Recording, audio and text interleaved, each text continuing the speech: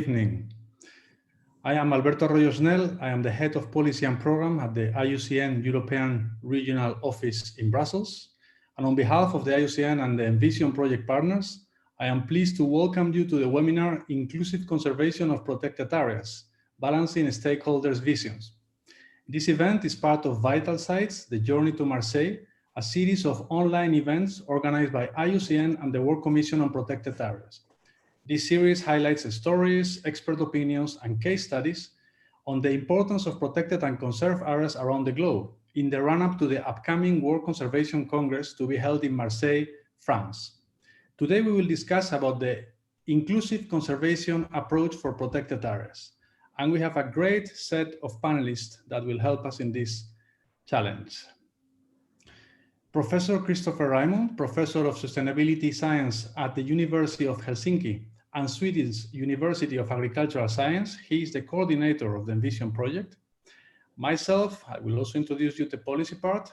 Carina van Ripper, she has a PhD and she's Associate Professor of Conservation Psychology in the Department of Natural Resources and Environmental Science at the University of Illinois. Riley Andrade, also from the same university, postdoctoral research fellow of Protected Area Management. Miguel Ángel Cebrián Piqueras, postdoctoral researcher at the Research Group of Social Ecological Interactions in Agricultural Systems from the University of Göttingen. And finally, Andrei Sovinc, the IUCN World Commission on Protected Areas Regional Vice Chair for Europe. And without further delay, I pass the word to Chris Raimond, coordinator of the Vision project, who will be our moderator and master of ceremony today. Chris, the floor is yours. Thank you very much, Alberto, and welcome everyone to this important webinar on inclusive conservation. As Alberto mentioned, I'm the coordinator of the Envision project, and I would like to provide a general introduction to Envision in terms of its objectives and rationale before we move into some specific presentations. So, Barbara, you move slides. Yeah, so it's been well established for a number of years now that protected areas are impacted by multiple pressures, including forestry, climate change, new mining impacts, governance regimes, issues of water scarcity, new types of invasive species, land use change, tourism impacts, and also how to engage with Indigenous people around the use and management of natural resources. And this implies that we need more integrated approaches to protected area management and that there are no simple solutions to protected area management challenges. Yes. In the earlier literature, e.g. the work of Mason 2014, they outlined that there can be different visions for conservation and protected area management. For example, nature for people, where there's an emphasis on social and economic objectives and less so on environmental objectives. Nature for itself, which is highlighting the intrinsic values of nature and the benefits irrespective of human needs and wants, and nature despite people, where there's an emphasis on the environmental and social objectives, and people and nature, which essentially tries to balance competing objectives for protected area management. Next.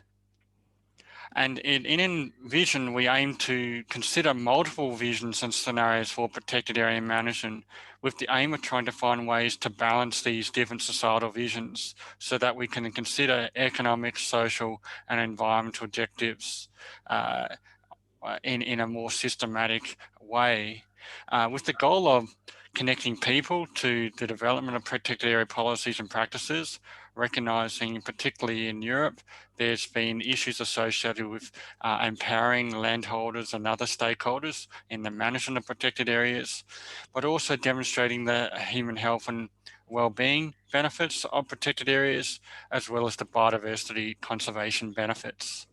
Next.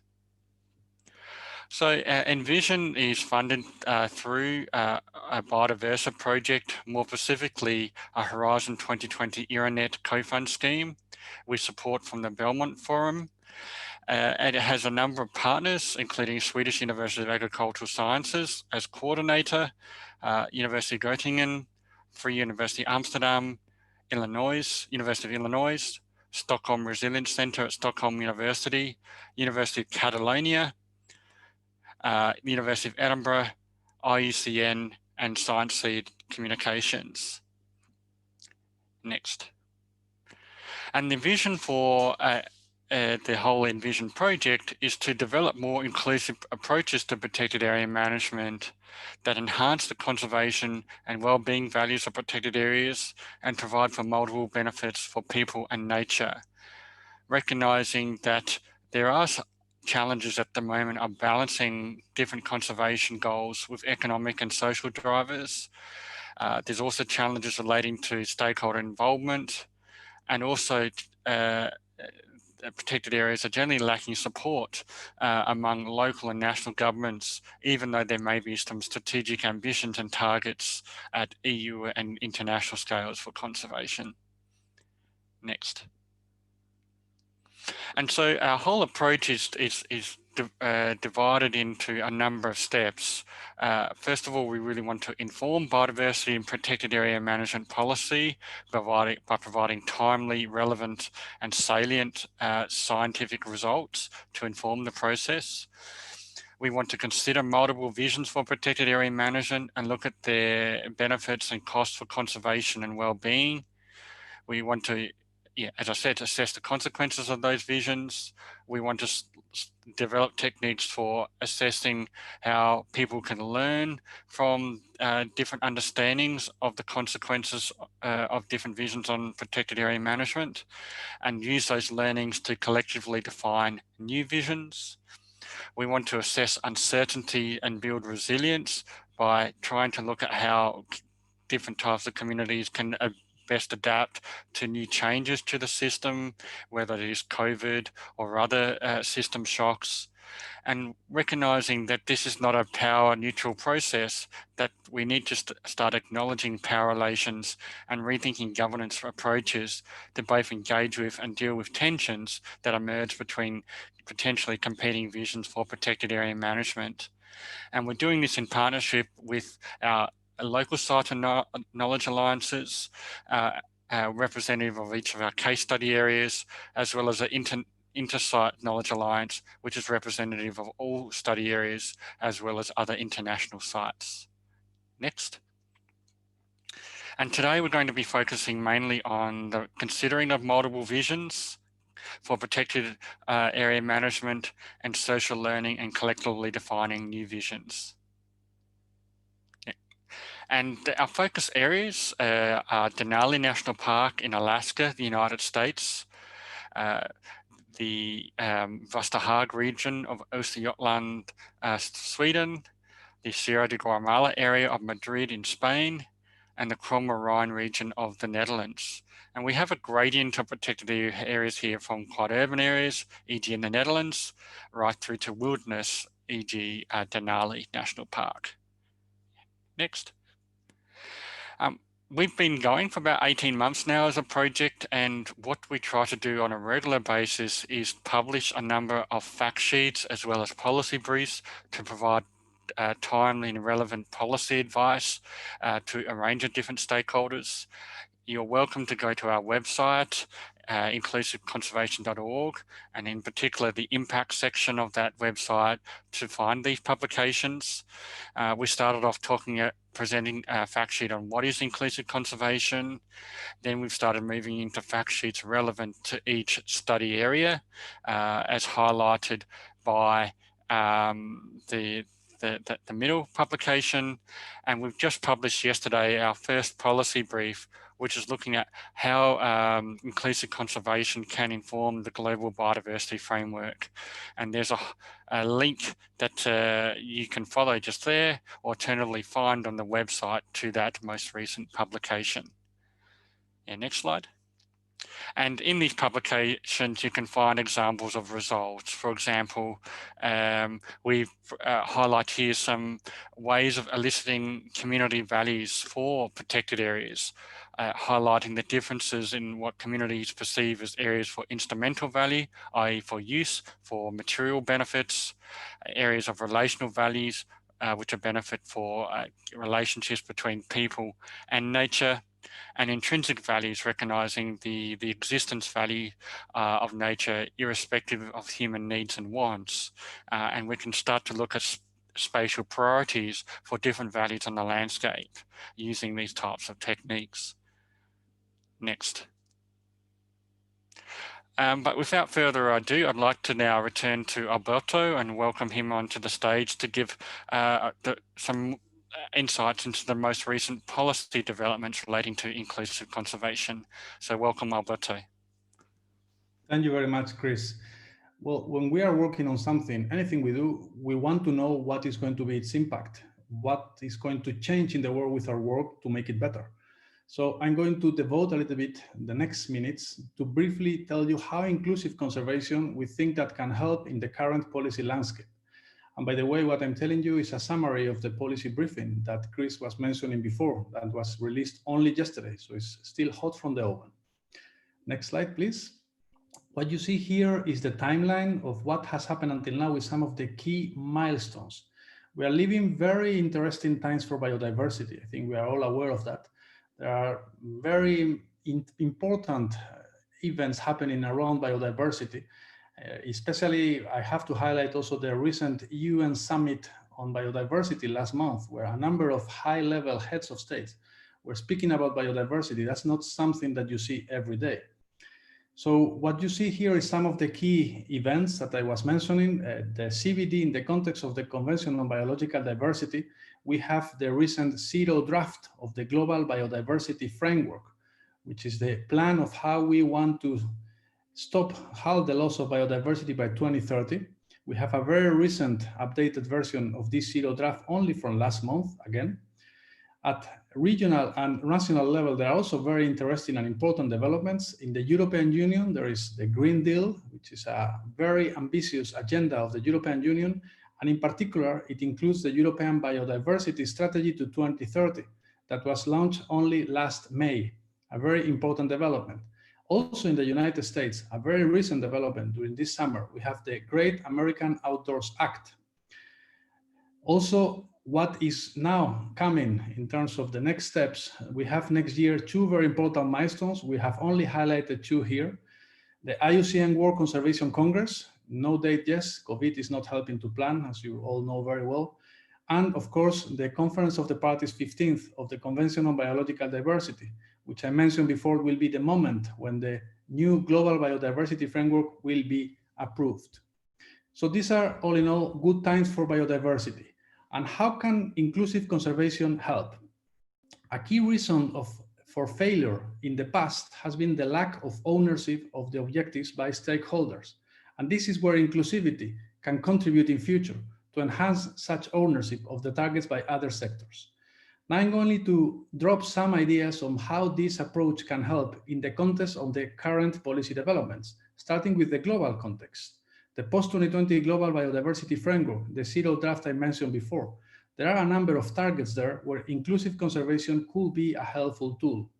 In particular, and very importantly, target number 2, related with protected areas. Inclusive conservation can be a very helpful tool, as I said before, to enhance the ownership of stakeholders and actors in the context of protected areas. But there are also other targets where inclusive conservation approaches can be helpful. I'm only highlighting here 3. Target 12 on benefit sharing. By engaging with local communities, we can support the development of benefit sharing models striving towards a transparent and efficient governance. But also target 15 in relation with sustainable consumption patterns, creating a space for dialogue and helping the local communities to develop their advocacy capacity in decision-making processes.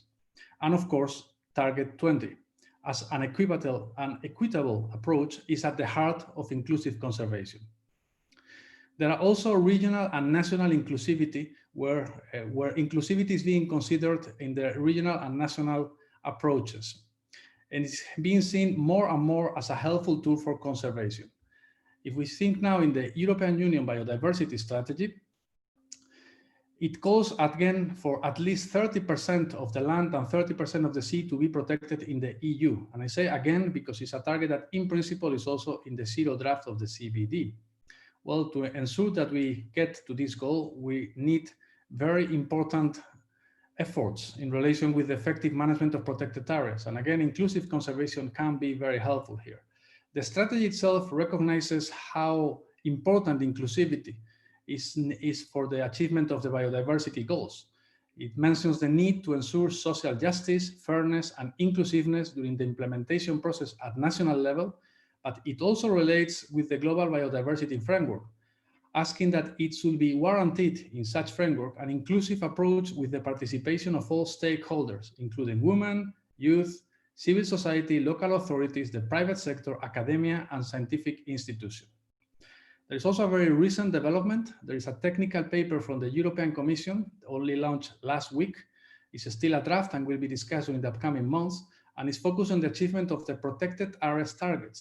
And of course, effective management is recognized as a priority. In particular, a multi-stakeholder approach must be pursued as member states look to establish governance systems and allocate financial resources to adequately manage and monitor protected areas by 2024. So almost tomorrow. If we switch to the US, the federal government recently signed the Great American Outdoors Act that I mentioned before. And this is seen sometimes as the most significant conservation bill in a generation. And it will permanently finance the Land and Water Conservation Fund at $900 million per year. So it's a major development also in the US. And again, inclusivity must be fundamental to ensure that this works. All in all, and I'm getting to the end now, how inclusive conservation can help in the post-2020 biodiversity policy developments. I'm not going to read what you have in front of you because you will have access to this presentation, but only mention some ideas. Decision makers will have a need to have a knowledge about the diversity of visions for protected areas and landscapes around them, and of potential tensions between these different visions. Inclusivity can help to develop better conservation and management strategies in this sense. Let us remember that the Global Biodiversity Framework, the post-2020 framework, should embrace all voices. So at the very end, this is a very useful tool for decision makers to help stakeholders' participation. And to conclude, in my last slide, as I said at the beginning, inclusive conservation helps to enhance the ownership of conservation goals amongst stakeholders, supporting the achievement of biodiversity targets. So it sounds like a useful tool to consider carefully for future actions related with the improvement of the management of protected areas. And I will say globally, in the European Union, in the US, and elsewhere. At the very end, our overall goal is to enhance biodiversity protection. And for that purpose, every helpful tool in our hands should be used. And with this final thought, I hand over to Corina. Thank you. Thank you, Alberto, and welcome everybody. I'm happy to have this opportunity to share results from research that we're conducting with communities around Denali National Park and Preserve and Denali State Park in Alaska. I'm Corina Van Riper, an associate professor at the University of Illinois, and I'll be presenting with Dr. Riley Andrade, who is a postdoctoral research associate at the University of Illinois that I'm working with on this project. So moving forward, as one of the 4 case study sites in Envision, our team is focused on establishing a process for understanding and responding to different stakeholder perspectives. That is to say, we're very sensitive to both the means and the ends of the research process. So we see our data collection, reporting of results, and engagement with residents as a sort of learning process to support inclusive conservation, where we leave people in a better place at the end of the project. And this is in addition to the actionable and policy relevant results we hope to produce at the end of the project. Our 4 key objectives are listed on the screen, and our team members as well, including Dr. Bill Stewart, who is a co-PI on this project, and a number of other team members listed there. I've been working in the Denali region for about the past 5 years, and over the past 2 years, fortunately, we've been advancing the objectives of our research related to inclusive conservation. And fortunately, we've been able to take our time and spend most of our efforts thus far addressing this first objective, focused on building relationships, learning about the region, identifying sort of key priorities, and getting feedback from stakeholder groups about how best to move forward with the project. And this has really been crucial to the success of our work thus far to ease into the research process. So moving on to the next slide. I'd like to provide just a bit of context and background for the region for those of you on the other side of the pond. The protected areas where we're working are situated in the interior of Alaska, and this is a very large area. The protected area, Denali National Park and Preserve, spans 2.5 million hectares or 6 million acres. It's very mountainous terrain, beautiful forested landscapes, and charismatic wildlife.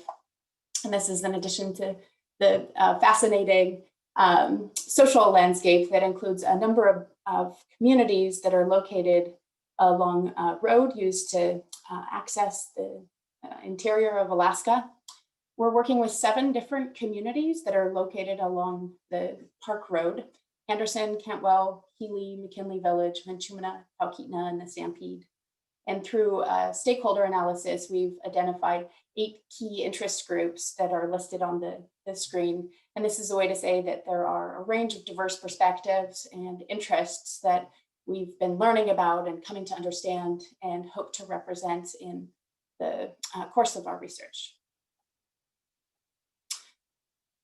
Moving on to the next slide, I'd like to share results from our first research objective before passing things off to Dr. Andrade, who will be sharing the preliminary results from our second, third, and fourth objectives. So our first objective was to gain an in-depth understanding and build an appreciative dialogue of places around Denali National Park and Preserve and Denali State Park.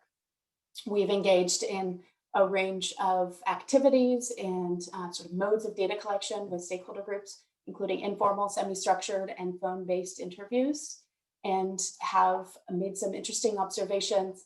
I'd like to share 3 different results from the interview processes that we've been pursuing with stakeholder groups.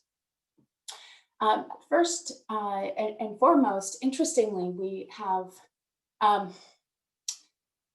observed a focus on both environmental sustainability and tourism. So interestingly, the sort of traditional dichotomy around use and preservation in the historical framing of US protected areas is being replaced in the context of Denali with these concerns related to environmental sustainability and industrial tourism. So in the Denali region, both of these sort of nodes integrate different kinds of uses, and they both support protection of local resources.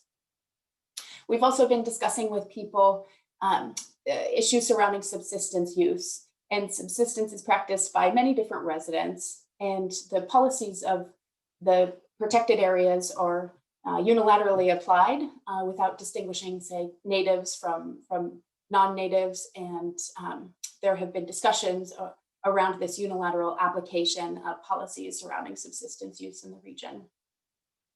The history of relationships between residents and public land management agencies has also been a point of discussion, and there have been different stakeholder groups that have talked about representation and space that is being provided to provide input and share perspectives on the future of the region.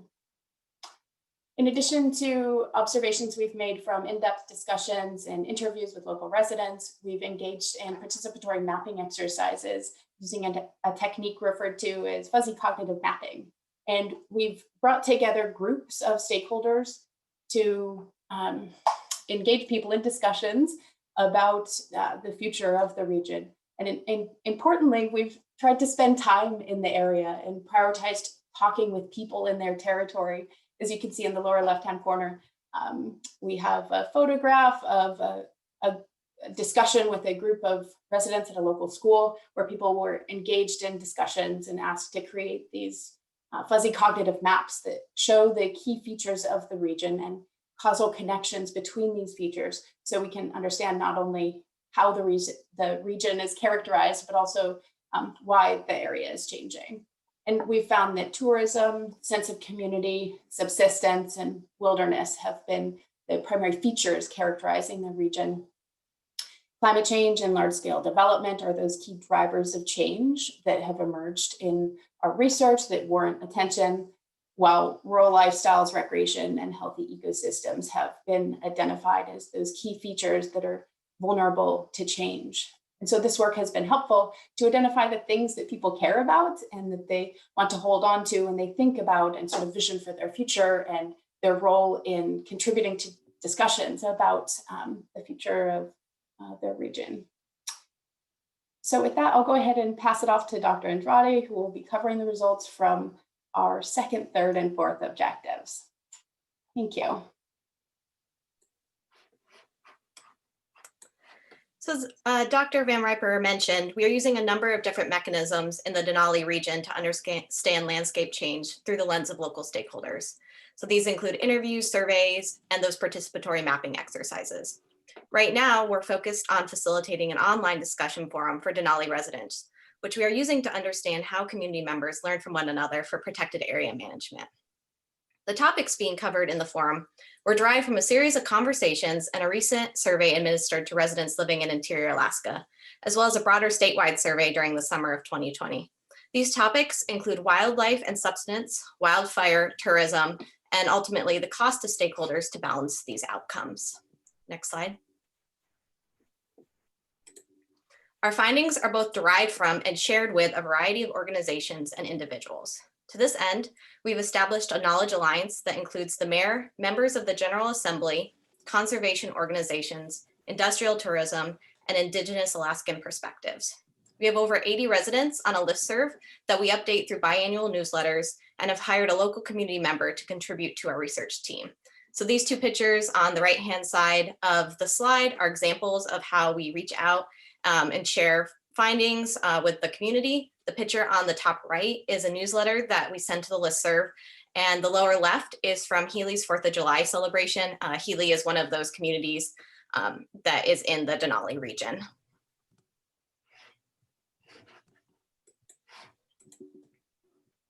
Trust building and partnerships have been fundamentally important for the success of our project. Every time we visit, we're reminded that our relationships with the community require nurturing and attention. We're still meeting new people and learning about new places.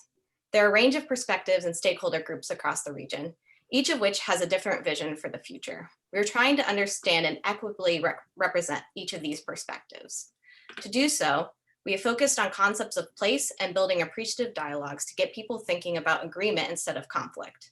This is not to say that tensions do not arise or exist. Instead, the fundamental piece of inclusive conservation that we're trying to advance is about creating a space for larger dialogues and points of agreement.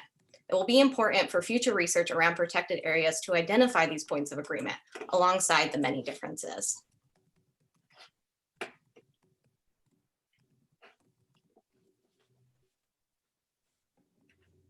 Thanks very much, Riley and Karina, for that presentation. We're now going to move to Dr. Miguel Cerribian-Piquez, who's going to give a presentation linked to the Sierra de Guatemala area. So welcome, Miguel. Yep. Thanks, everyone. Thanks, Chris. Thanks for attending this webinar on the interest in vision and inclusive conservation. From the group of Göttingen University, together with Professor Tobias Pleninger, we are using a strong social ecological approach.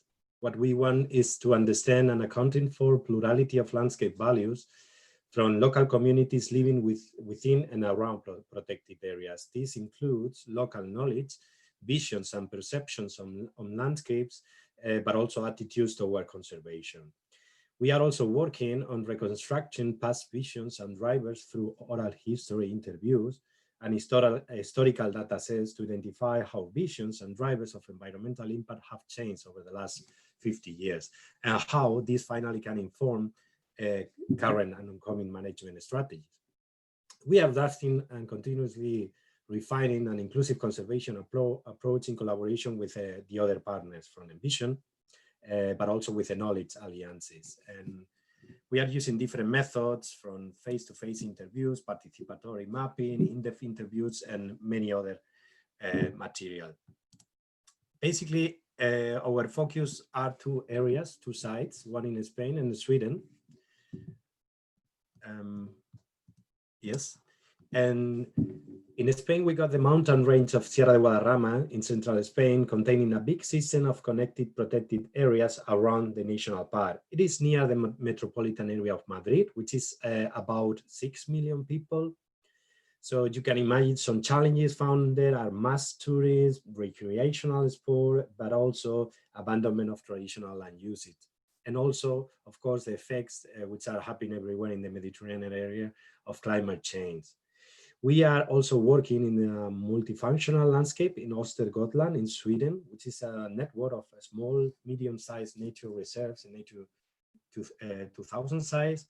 And the challenge found there are the loss of traditional wooded pastures, but also demand for agricultural and forestry uses and new residents. Besides, we are collaborating with the other partners from Envision, from other sides, from the Netherlands and the US. Next, please. In relation to Sierra de Guadarrama National Park and related protected areas, we have conducted face-to-face questionnaires and interviews on residents to examine the level of local and scientific knowledge and the perceptions about the landscape provision of ecosystem services. We use multivariate statistical analysis such as ordination and path modeling. This is the last publication from this result that was from last month, so you can already see. But I will just, please, next one. Yes, I will just summarize briefly some of these results. The results show that residents' views about landscape can be positioned along two main axes, based on this information of local and scientific ecological knowledge and perceptions on the ecosystem services. In the first axis, the horizontal here, it shows preferences for rural development on one side versus conservation on the other side. This gradient is related to level of local and scientific ecological knowledge of residents and the type of perceived landscape values and services. We see on one extreme in blue color, we have the long-term residents with higher landscape attachment and higher preferences for cultural and provisioning service, but indeed lower ecological knowledge. Important, they are related, they highlight important activities for them, such as horse riding and others. On the other extreme, in blue, we have educated, older and wealthy residents with higher engagement with nature, practicing activities such as hiking, nature observation, or plants and mushroom picking. They show higher local and scientific ecological knowledge, and they might appreciate the intrinsic values of nature and its regulating function. We have to just to remember that this are just gradient and some salient visions. And the second axis here, the vertical, can represent landscape values below. We see the blue and the yellow one versus perceptions of multiple threats on landscape. This gradient was related to gender, so women below and men above, more related to landscape values and the rural and local context, and men above were more aware about the landscape threats and associated with more urban settings. Please, next one. Finally, this result opened the question about which resident profiles and experiences are related to the local or scientific ecological knowledge in many European protected areas and landscape, and which visions about these protected areas they might represent. But this result also acknowledged the importance of other worldviews related to cultural and provisional values or perceptions of global threats impacting protected areas. So we highlight the importance of inclusive approaches, considering plurality of worldviews in relating to how people perceive, understand, and relate to nature, to better target conservation strategies in order to improve landscape sustainability and resilience in protected areas. Next one. Thank you very much. Thank you very much, Miguel. And prior to passing over to our next presenter, I just wanted to highlight a few things about where we're heading next. We recognise that inclusive conservation also has some important challenges as a concept, which we hope to further develop and envision, recognising that no matter how inclusive we try to be, there will be some people who still remain excluded. And the question is, who is being included and excluded in our approaches? And we hope to follow up on that question, particularly in relation to our work in Sweden. There's this also important questions concerning the relationships between power and influence, trust and agency, including capacity to be able to implement protected area management objectives, which we're hoping to better explore, particularly with our Spanish team in the Sierra case. And recognizing that we want to look at the potential for agreements, but there's also going to be differences and conflicts that emerge. And it's one thing to be able to identify the plurality of voices and to bring these voices to the table, but we're looking towards identifying new approaches for managing conflicts between different actors, recognizing that conflict is an inherent part of a good democracy as well. Next slide. I'd now like to warmly welcome Andrei Sovink, who is IUCN World Congress for Protected Area Regional Vice Chair, Europe. Welcome, Andrei. Thank you so much. Hello to everybody. Can you hear me? Yeah, okay. So in my short presentation, actually, it will be just a discussion. I would like to highlight some of the changes or experiences that we are facing especially in the eastern part of Europe in the recent years, and which are related to, let's say, to improvements in inclusion of or inclusive conservation. First of all, IUCN, World Commission on Protected Areas, is the world's largest network of protected area experts, and IUCN sets standards on protected area management. And if we're talking about these standards, of course, for us, it is the most important thing is that protected areas per se are those areas where conservation of nature should have the priority. What is usually a problem, especially in this part of Europe, which is now really quickly developing, is the fact that if we are talking about protected areas in comparison to other land uses, we feel that it's often the case that some investors, for example, who are trying to promote their ideas for any use of natural resources, they simply just go, they buy the land, and then actually they are allowed to do whatever they want. And this is the approach that we are trying to avoid while talking about the management of protected areas, because we believe that inclusion of local communities and stakeholders is really important for both for protection of nature, but also for the survival of the local communities. And so if the land ownership is one of the key issues, the second issue, which is very, let's say, modern in highly populated Europe, Eastern Europe too, is so-called the multifunctional areas. This concept is often promoted in the highly populated Europe, and it is based on the presumption that the area can tolerate or can use several uses, not only the traditional land uses, but also some of the uses that are considered as call them sustainable, green, whatever. So this also sometimes brings conflicts between, let's say, development and conservation. And talking about inclusive conservation, it's really, really important that we raise the awareness and that we get over this lack of ownership of the stakeholders on the values of nature. But there are some examples where things are changing, and I'd like just to highlight two of them. The first one is Slovakia. Slovakia was one of the former, let's call it, the communist countries some decades ago, and in the first years after the change in the democracy and the system, the voice of landowners, users, and stakeholders was often neglected.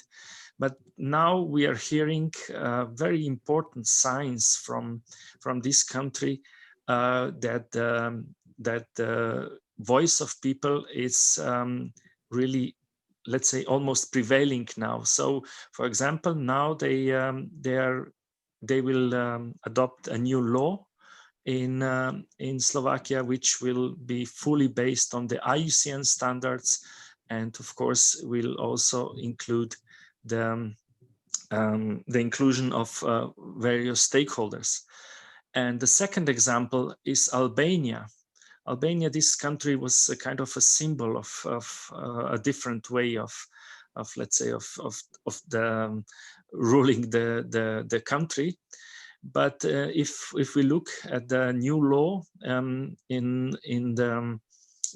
Albania, there are at least 3 levels of public consultations that are needed in the process of establishment and management of protected areas, which probably shows that in the future that more inclusive conservation will be applied also in these countries, which formerly were not so, let's say, considered as fully, let's say, democratic in terms of conservation and management of protected areas. Thank you.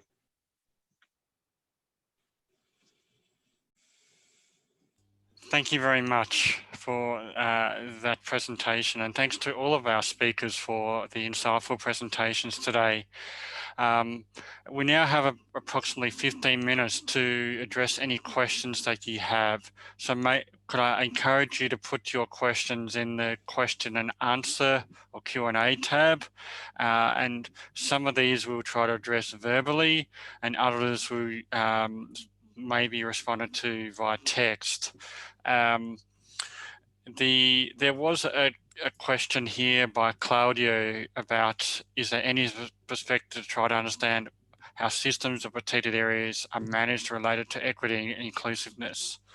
And I had a very short response to Claudio there that in Envision, we're not only trying to examine the possibilities for inclusiveness across industry sectors, as pointed out by Karina, but also across different types of land use systems, recognizing that many of these protected areas, there are forestry systems, there are agricultural systems, etc.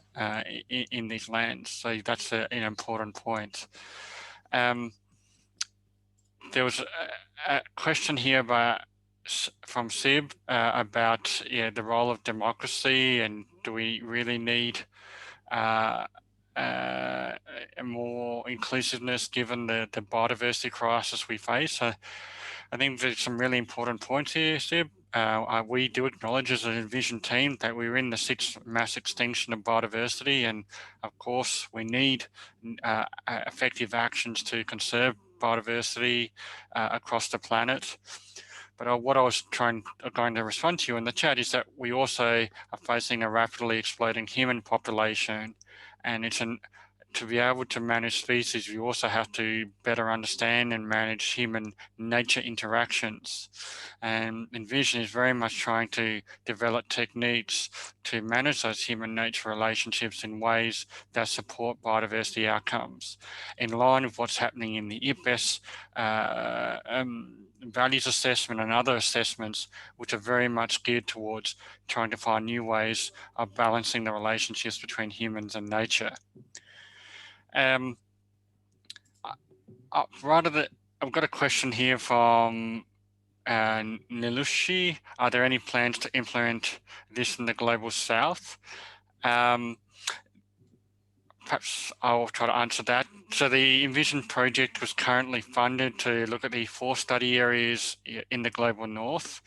We do realise that many of these issues of inclusivity and justice are also applicable in the global south. We don't have funding for that at the moment, but we're very open to new research there and new collaborations. So please do reach out to us if you have some suggestions in mind.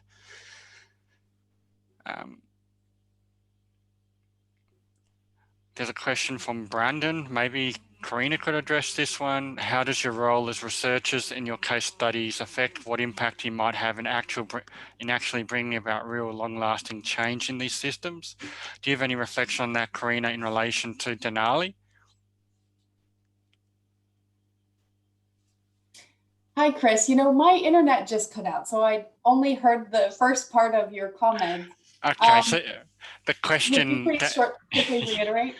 Yeah, so the question that Brandon Anthony raised is, how do your roles as researchers in your case studies affect what impact you might have in actually bringing about real long-lasting impacts? Have you got any thought about how that might be applicable to the Denali case? Yeah, you know, in thinking about bringing about long-lasting impacts, I guess I would go back to a comment made earlier about the sort of research process as being important in addition to those policy outcomes. So, you know, we've spent time discussing different issues with communities around Denali and kind of positioned ourselves as sounding boards to go into these areas, listen to people's thoughts, discuss issues, and then just reflect back what we've heard so that that research process is beneficial and that people are better equipped when we leave to sort of face their future or be able to articulate the broad concerns that are present across an entire region and have an outlet for expressing those concerns and sharing them with decision makers. So I do hope that there would be lasting impacts from our research process and that sort of back and forth and engagement that we would have with different stakeholder groups. Yeah, look, I might also pass that question on to Alberto to highlight what he thinks might be some of the lasting policy impacts of the Envision project and how we're trying to ensure those impacts through our engagement with different stakeholders. Alberto, have you got a comment on that? Yes, thank you very much, Chris. Yes, as I said at the beginning, one of the fundamental issues when you are doing anything actually is what is the impact you are going to have. And in particular for inclusive conservation, what we see is tackling one of the challenges that I mentioned also before. We have a big lack of ownership of the biodiversity goals from the different stakeholders, different sectors. And inclusivity can help to tackle this challenge. At the moment, it's difficult to say that farmers, foresters, any impact holder, if you want, sector is really behind the biodiversity goals. Inclusivity can help to ensure that this is at least improved. And if you don't mind also, Chris, I'm going to also address one of the questions that is there about, if you want positivity, why we are positive. I really would like to send an optimist note here. We are having big challenges. COVID is not helping. The economic crisis that probably is going to come out of this is not going to help also. And at the same time, we have very huge developments in the policy arena. I mean, this business, let's say for 20 years, and I have never seen biodiversity so high in the agenda as it is now. It is not perfect. We are far from achieving the goals. That's right. But we are in a much better situation than only 5 years ago. And I really think it's good to keep this optimism if you want. We can do a lot now. Thanks, Alberto. Well, we've got a lot of questions coming through now. I want to ask Riley if she can answer this question. I think it's pertinent to the Denali case from Naira. She says, you mentioned an online program to capture residents' values as an opportunity for discussion and joint learning.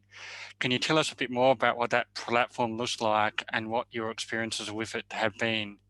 So Riley, can you share some insights around that? Yeah, thanks for the question. So right now we're still in the development phase of this. So we're working with community members right now and we're building an online discussion forum actually. So it's a secure website. Community members are able to log on and talk to one another about these issues surrounding protected area management.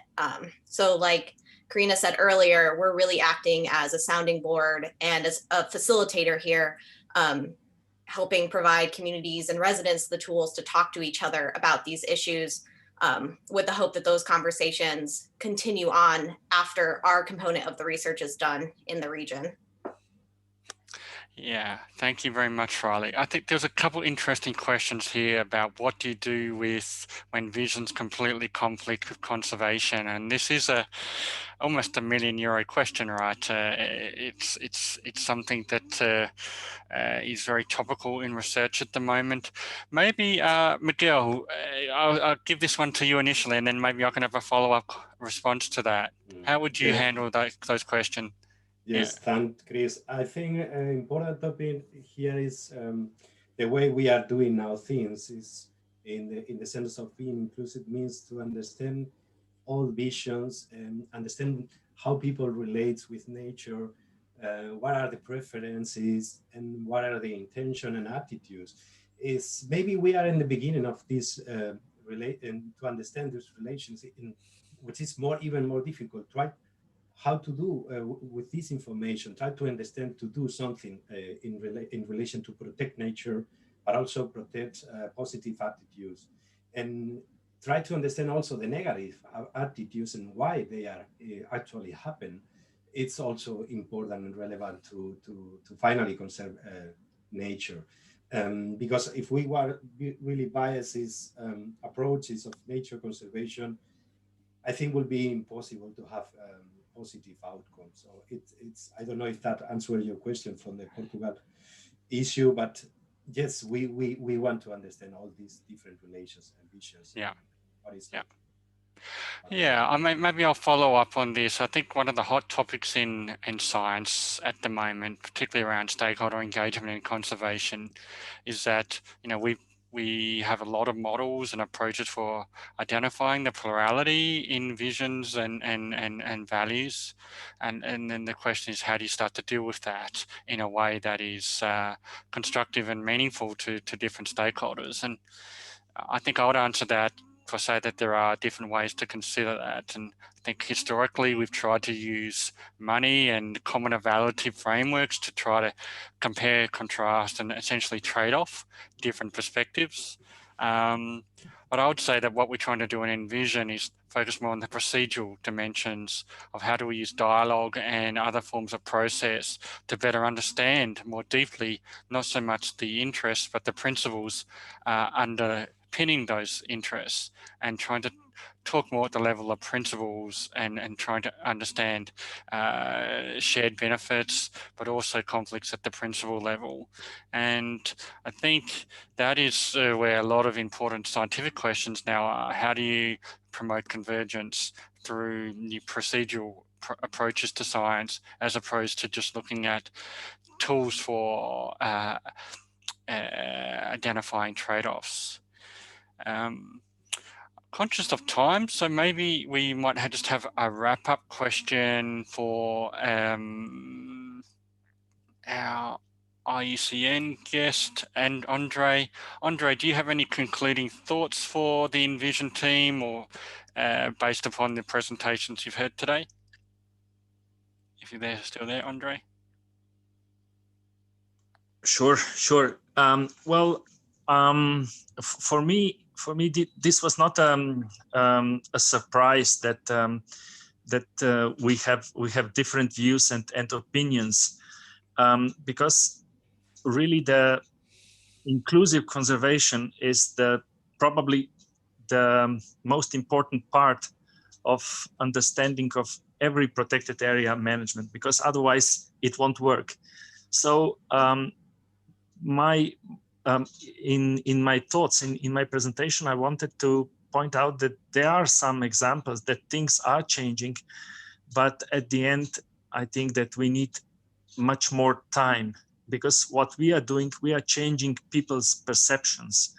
We are trying to influence the long-lasting way of thinking in a way when from one side, the governments influenced our mind, and on the other way, we were influenced by only seeing short-term or material benefits. So this is the art of this process, and I think it's a very important project, and I would strongly encourage, if it's possible, to to enlarge it and to also to cover other regions of these worlds. Thank you very much, Andre, for those concluding words.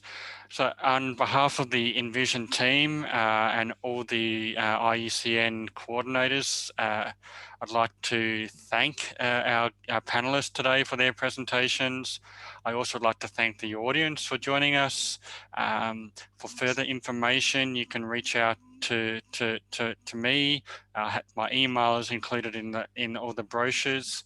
I also can put my email address in the chat box here. Separate to that, you're welcome to find general information on our website, particularly under the impacts section, where we have all our policy briefs, fact sheets, and increasingly a list of scientific publications. And also follow us on Twitter at Envision 2050, or alternatively via our blog, which is available also via the Envision website. So thank you again for joining us for this important webinar. There will be more. Please keep a watch out on the news on the website for other events, and we look forward to keeping you informed and engaged in this project. So bye for now.